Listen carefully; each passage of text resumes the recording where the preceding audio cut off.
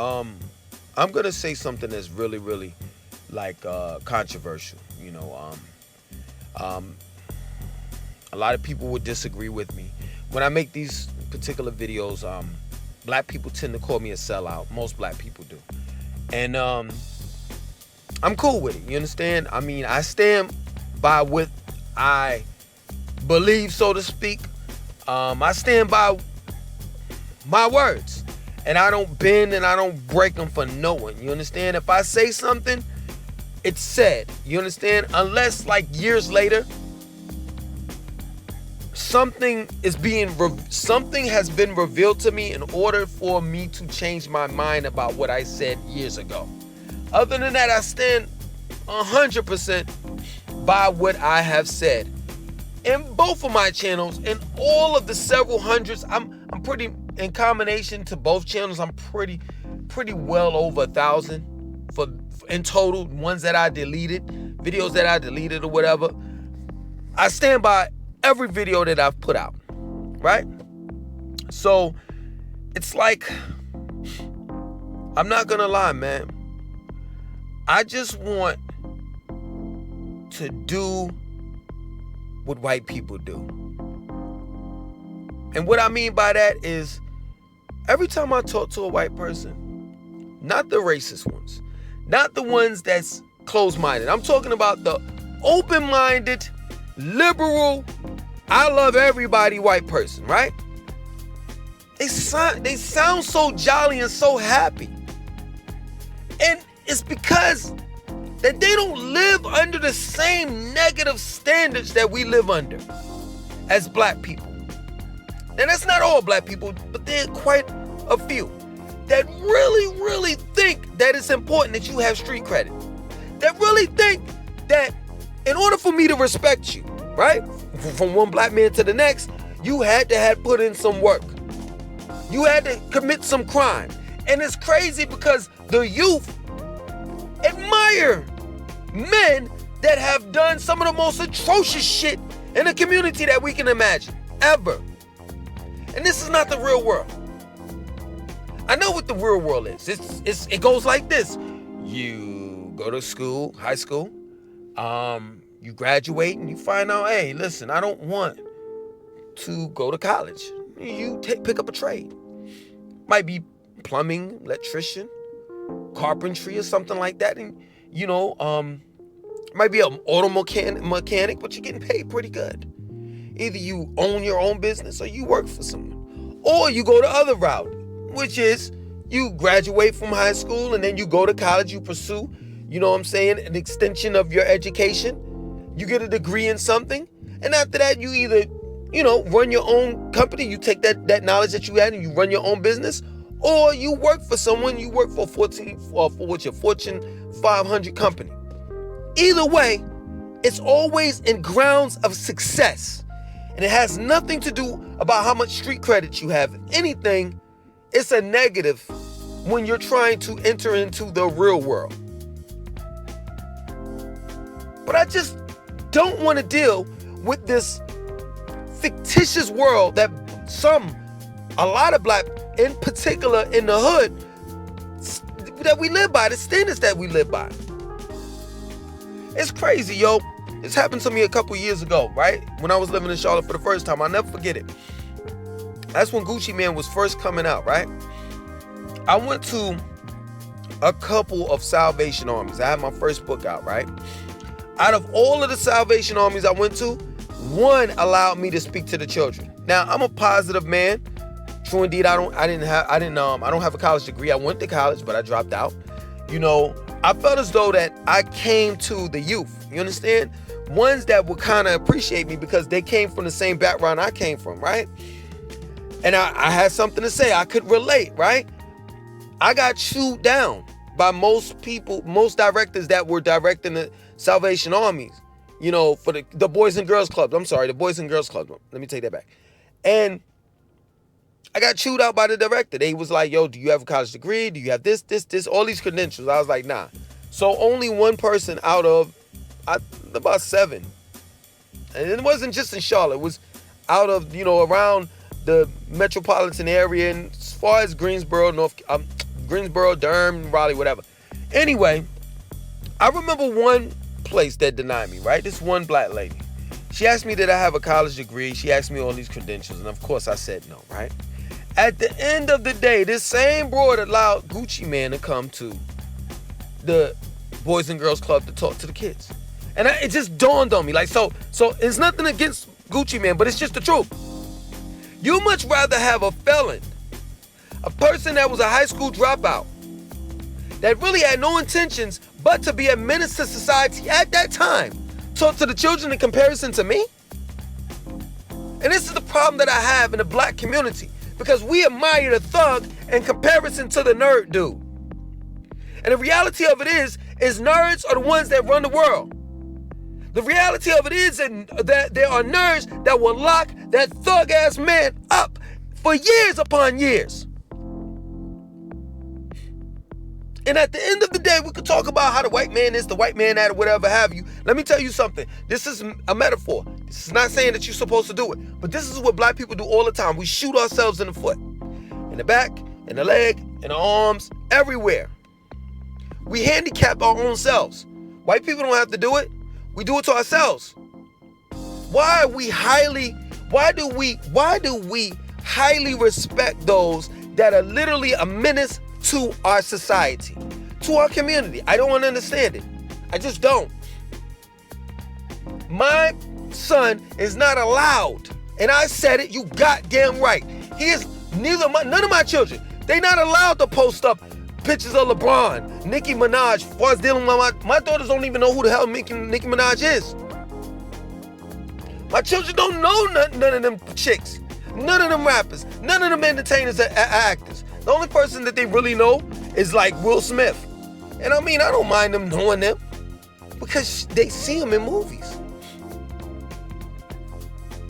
And they can't believe at one point in time he used to rap. I don't mind introducing someone like Will Smith to my children because he never cursed. He never used derogatory words or names towards black women, ever. And some people may say, well, don't you rap Langston? I've heard you say this and that and so forth. Yo, when I'm talking about bitches and niggas and I'm talking it's the narrative or story that I'm telling to prove a point that we need to change. Something different. I don't glorify the streets at all because the streets are something that we don't own. This is the reason why you have gentrification going on. Period. And if it's not gentrification, like say for example, if black men and women do own, the property, and somebody in the city's trying to buy them out or whatever have you, they quick to sell it because we don't see no value in land. We don't see the importance of it. We're quick to sell it. I'm about to get my land right now in Nevis. I have to rush to get it. I don't even want to explain everything that I have to go through because it's none of your business. But at the end of the day, once I get that land, I'm never selling it unless my children's children sell it. Other than that, I know the importance of land. I know once I get that land legally, I have it. Like my family gave it to me, but I'm talking about legally. I have to own it. Legally, what's on paper, I have to own it. And it's a lot of red tape behind it. It's dual citizenship involved, a bunch of stuff. You understand? But once I get that land, right, I can do what I want to do to it. I can do what I want to do to it. I could go and take a shit and a piss on it if I want to. But it's crazy. Like, you don't see young black men and black women having pictures up of black lawyers, black doctors. None of that. They'll have pictures up of LeBron. It's nothing against him. But you're just a basketball player. Okay, cool. Rappers, actors. No. Don't limit yourself. Don't limit yourself to that. Don't say, you know what, the only thing that I could do for as me being black, the only talents that I have is either play basketball, rap, or sing. Or act. In their movies, the way that they want me to act, which is ghetto. This is disgusting. And this is the reason why I just want to have fun like white people do. The only thing I don't want to do is like jump out of a plane. I don't want to skydive. I don't want to do the bungee jumping. I don't want to do anything that can cause bodily harm.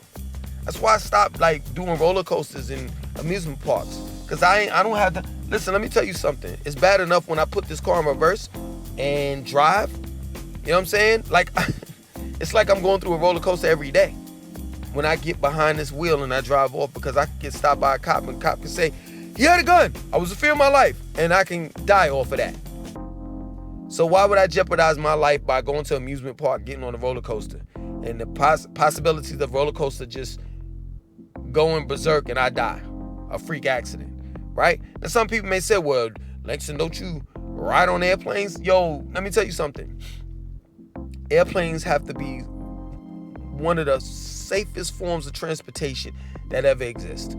How many times have you ever heard of an airplane crashing? It is really abnormal. And something had to happen. I'll take my risk on that because guess what? I'm traveling. I'm going somewhere else and I'm studying and I'm observing and I'm physically seeing someone else's culture. So if I die trying to make it to Egypt to see those pyramids and see that Sphinx with my own eyes, God damn it, I'll do it. I just want to have fun like white people do. Period. I don't want to be in a situation where I'm sitting here steadily trying to prove to a bunch of black people my street cred and what I did and what I didn't do and this, that, so forth and blah, blah, blah, blah, blah. You know what? Let me tell you something. I'm going to be real with you. Some of you all know my background, I've said it time and time again. I'm not proud of it. I'm embarrassed and ashamed. I'm embarrassed and ashamed to say that I ran away from home and I was driving years upon years without my license and I got stopped many times and I used to have sex with multiple women and all the rest. I'm embarrassed. That's an embarrassment. That ain't a story to be told. But in order to, it's crazy. It's messed up, man. In order to get the youth to listen, to hear what I really have to say, I got to talk about all of the bad shit I used to do. Ain't that some shit? In order to have a positive message, right? I got to include all the bad shit I used to do. So I can't just come out and be like, I can't be like a regular, how can I put it? A regular Tom, you know what I'm saying? And just be like, yo, y'all need to stay in school and we need to do this. Because guess what? One black kid gonna get up and say, have you ever shot somebody? Have you ever got stabbed? 50 Cent got shot. Such got shot. And hey, do you own a weapon? I have to include all of this negative, these negative stereotypes into my story in order for young black kids to be interested in me, which is crazy to me. This channel is dying. I'm not lying. It's dying. And the reason why it's dying is because I keep on giving you all life. And the only thing that y'all want is death. That's it. Every time I talk about Dr. Malachi York, Polite, Nature Boy, or anybody in a negative way, my views go up. When I start gossiping like everybody else and telling my 5%, put my 5% input in it, or 10%, that's not dedicated towards the 5%, but I'm just saying, that's something that we all say. When I give you my opinion about shit, whether it's Lil Nas X kissing another man on BET, numbers go up, views go up. Once I start talking about, being self-sufficient, being independent, being responsible for self, and you need to do this and you need to do that in order for your life to improve, numbers go down, numbers decline. It's crazy. How in the hell do I have 9% of women looking at me? You know what 9% is? Let's round that off to 10%, right? So you mean to tell me I got roughly 5,000 subscribers and out of 5,000 subscribers I only have 500 women looking at me? That's ridiculous. What the fuck are y'all looking? What are y'all looking? No, seriously, this is my word. What the hell are you all women in 2021 looking for in a man? I'm not asking you all to wife me like I'm, I'm saying? I'm husband material or I'm a wife y'all up. I'm just saying I'm talking to the youth and I'm giving you this energy of an alpha man, like male. I'm of strength. Why am I female? Like, am I? It can't be that I'm too aggressive. Not in 2021. I'm not aggressive enough. Because this is ridiculous. Let me get back on topic because this is ridiculous. You got young man out here wearing goddamn tight ass pants, and you got Lil Yachty going around, and I'm gonna make a video of that. Maybe the views will go up then. Lil Yachty coming out with his own nail polish. And y'all think this shit is cute. Grown young men walking around with nail polish, their nails polished pink, purple, green, and orange, which is ridiculous. If ever you needed an alpha man or a male that's gonna be aggressive, to show a young man what a real man is, it's now. But at the end of the day, man, I digress. I'm about to just pull back and start talking some dumb shit in order to get my views up, and maybe I can monetize this channel finally. Because this whole trying to make a difference in a black community shit ain't working. It's just not. It's just the truth. Don't nobody want to hear anything positive. That's the reason why conscious and positive rap don't never sell albums. Jay-Z said it years ago. I would love to rhyme like common sense, but it don't make sense. That's a double entendre. It don't make sense, S-E-N-S-E, to rhyme like that. You know what I'm saying? Because it don't make sense. C-E-N-T-S. It don't make money. It don't generate anything. For real. It ain't too many conscious rappers out there that have gotten rich off of making conscious rap. Too many. It ain't none, really. I mean, you could say Kendrick Lamar is a conscious rapper, but I don't even think he's a J. Cole. They not conscious rapper. They talk about the same bullshit that everybody else talk about.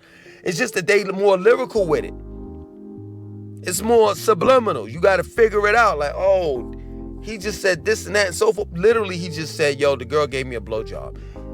But he said it in a way where you had to figure it out. I don't see too much consciousness in them niggas. Every now and then it's Black Lives Matter. Oh, okay. So, yeah, man, I want to have fun like white people. Straight up. I ain't even lying, man. That's my word. Because being black is rough. It really is, man. If you all only really, like one day I may record myself, I don't know. If you all really, I'm about to end this.